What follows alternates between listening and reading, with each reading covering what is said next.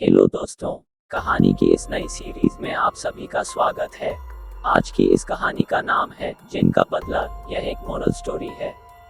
अगर आपको Hindi stories, horror story सुनने का शौक है तो इस कहानी को पूरा जरूर सुने और चैनल को सब्सक्राइब करके मुझे सपोर्ट करें। पिछली वीडियो की पहेली थी, चार कोनों का नगर बना, चार कुएं बिन पानी, चोर 18 उसमें बैठ लिए, एक रानी, आया एक दरोगा, सबको पीट पीट कर कुएं में डाला।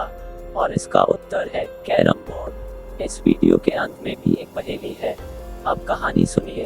ये बात सन 1907 के दशक की है, जब दूर चंदनपुर नाम का एक गांव था जो रुस्तमपुर रियासत के अंतर्गत आता था।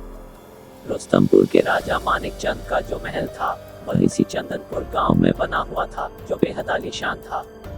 राजा का महल चंदनपुर की कोठी के नाम से पूरे क्षेत्र में मशहूर था। राजा मानिक चंद दरबार में आए किसी भी दीन दुखियों की मदद नहीं करता था।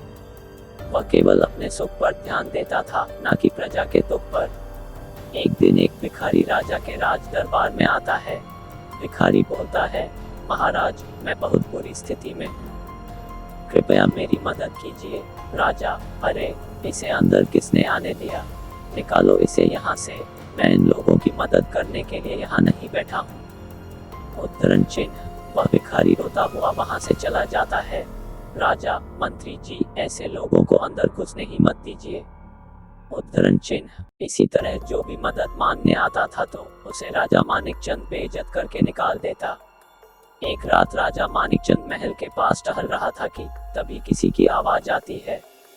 वो आवाज किसी अघोरी की थी।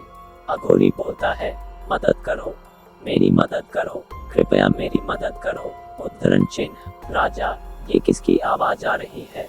उद्धरण चिन्ह। राजा मानिक चंद देखता है कि महल के पास ही एक अघोरी बुरी स्थिति में है और मदद के लिए पुकार रहा है। राजा, क्या हुआ है तुम्हें? उद्धरण चिन्ह। अघोरी, मैं बहुत ही बुरी स्थिति में हूँ, मेरी तबीयत बहुत खराब है, कृपया मेरी मदद करो। उद्धरण चिन्ह। राजा, हट, मैं किसी की मदद नहीं करता, तुम लोगों का नाटक मैं खूब समझता हूँ, चलो चलो निकलो यहाँ से।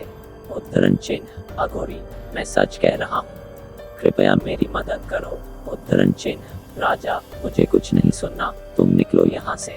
उद्धरण चिन्ह। अघोरी, तुम बहुत बुरे इंसान हो, देखना एक दिन इसके बदले में तुम्हें क्या क्या झेलना पड़ेगा।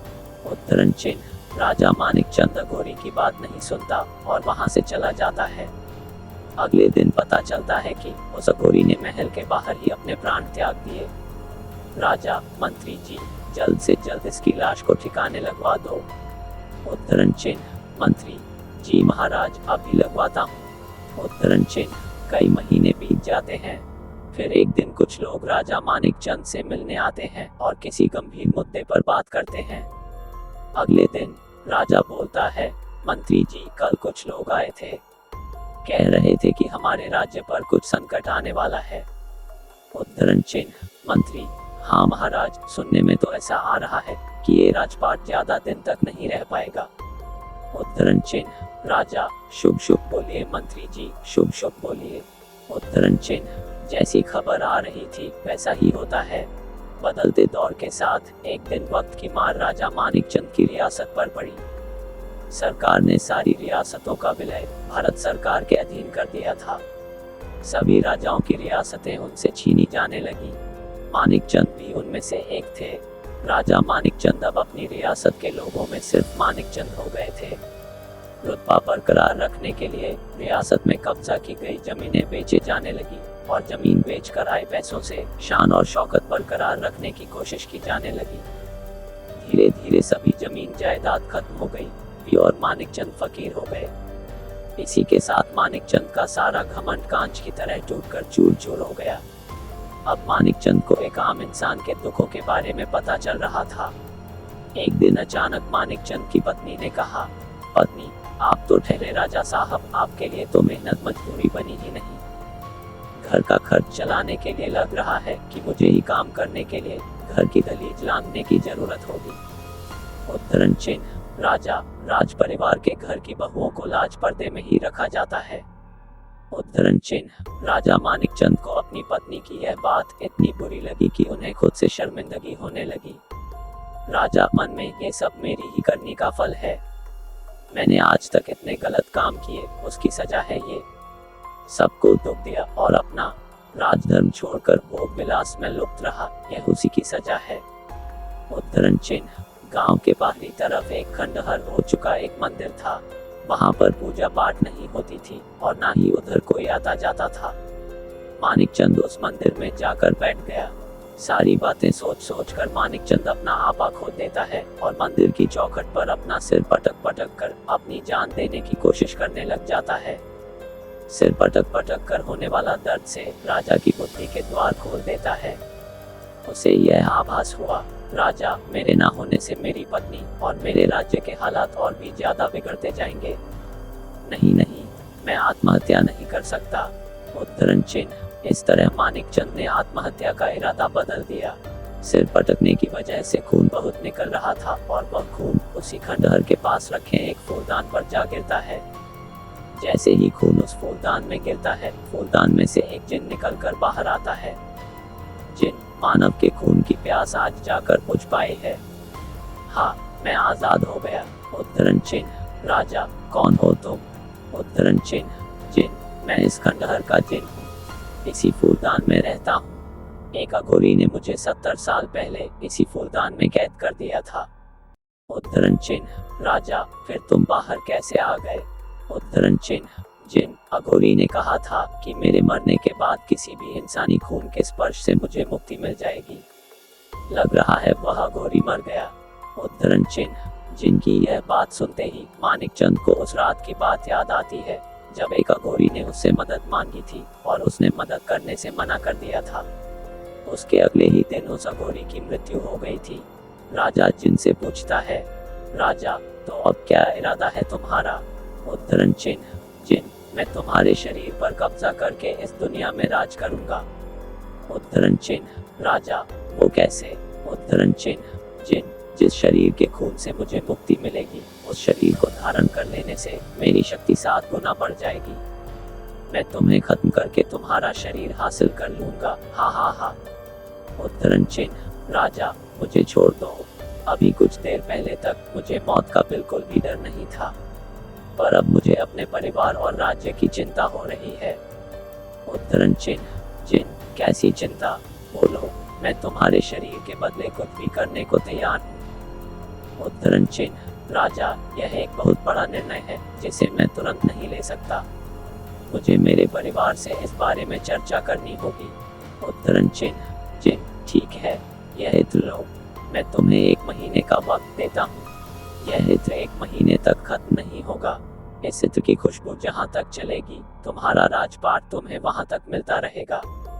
उस क्षेत्र में मौजूद लोग तुम्हें फिर से राजा मानने लगेंगे। उद्धरण चिन्ह। राजा, ठीक है, मैं तैयार हूँ। उद्धरण चिन्ह। जिन, याद रहे, ठीक 1 महीने बाद तुम अपने आप अपनी स्थिति में बेहोश हो जाओगे और तुम्हारे शरीर पर मेरा कब्जा हो जाएगा। फिर मैं इस दुनिया का सबसे ताकतवर इंसान बन जाऊंगा। उद्धरण चिन्ह। राजा जिन का दिया हुआ इत्र अपने शरीर पर लगाता है और अपने महल की तरफ बढ़ने लगता है। जहाँ जहाँ से राजा गुजरता गया, वहाँ वहाँ पर उसे अद्भुत बदलाव देखने को मिले। उसके महलों में करदाताओं का आना फिर से चालू हो गया। रियासतों की दीवारें फिर से चमकने लगी। जिनके दिए हुए इत्र की खुशबू ने राजा मानिकचंद की राजाशाही को फिर से लौटा दिया। एक दिन राजशाही के वापस मिलने के बारे में राजा की पत्नी ने राजा से जिक्र किया। रानी, इतना बदलाव कैसे हो रहा है? उद्धरण चिन्ह। राजा, ये शोहरत मेरे जीते जी बस कुछ ही दिनों की मोहताज है। उद्धरण चिन्ह। राजा ने पूरी बात अपनी पत्नी को बताई। ये सब सुन रानी जोर जोर से रोने लगी। रानी रोते हुए उस जिन से कहिए कि अपना सारा राजपाट वापस ले जाए, मैं आपको कहीं नहीं जाने दूंगी। उद्धरण चिन्ह। राजा, अब कुछ नहीं हो सकता। 1 महीने के बाद मेरी मृत्यु निश्चित है। मैं बस 1 महीने का जीवन इसलिए बचा कर जी रहा हूँ ताकि अपने परिवार को इस काबिल कर जाऊँ कि वापस तुम्हें इस दहलीज को पार कर काम करने के बारे में सोचना भी ना पड़े। उद्धरण चिन्ह। रानी, मैं कहीं नहीं जाऊंगी और ना ही आपको जाने दूंगी। उद्धरण चिन्ह। राजा, खुद पर काबू लाओ। कल 1 महीना पूरा हो जाएगा और मैं कल हमेशा तुम लोगों को छोड़कर चला जाऊंगा। उद्धरण चिन्ह। वह रात और आने वाला दिन पूरी तरह डर में बीतने लगा। राजा महीने के आखिरी दिन उस जिन के वापस आने का इंतजार करने लगा। सुबह से लेकर शाम बीत गई पर जिन नहीं आया। राजा के मन में जीवन के प्रति चेष्टा और चाहत बढ़ने लगी। राजा को लगा कि जिन शायद भूल गया कि उसे आज मेरा शरीर लेने वापस आना है। फिर अचानक ही राजा के मन में विचार आया। राजा मन में, ये गलत है, जिनने अपने किए हुए वादे अनुसार मेरा राजपाट मुझे लौटा दिया। मेरा परिवार मेरे ना होने के बावजूद सुख में जीवन जी सकता है। मुझे भी मेरा कर्तव्य निभाना होगा। मैं इतना लोभी नहीं हो सकता। मुझे राजधर्म निभाना होगा। उद्धरण चिन्ह। ये सब सोचकर राजा वापस उस खंडहर वाले मंदिर में पहुंचकर उस जिन को खोजने लगा। राजा आवाज लगाते हुए, कहाँ हो जिन? देखो, मैं वापस आ गया हूँ। तुम मेरा शरीर ले सकते हो। उद्धरण चिन्ह। तभी अचानक से जिन प्रकट हुआ। जिन, तुम आ गए मानिकचंद। उद्धरण चिन्ह। राजा, हाँ, तुम्हारे इस इत्र की खुशबू ने मेरा राजपाट मुझे वापस कर दिया। इसके लिए शुक्रिया। अब मेरे अपने कहे अनुसार मैं अपना शरीर तुम्हें वापस देने आया हूँ। उद्धरण चिन्ह। जिन, तुम तो सच में एक ईमानदार राजा निकले। हा हा हा, अपनी जुबान का ईमानदार होना ही एक राजा का पहला कर्तव्य होता है।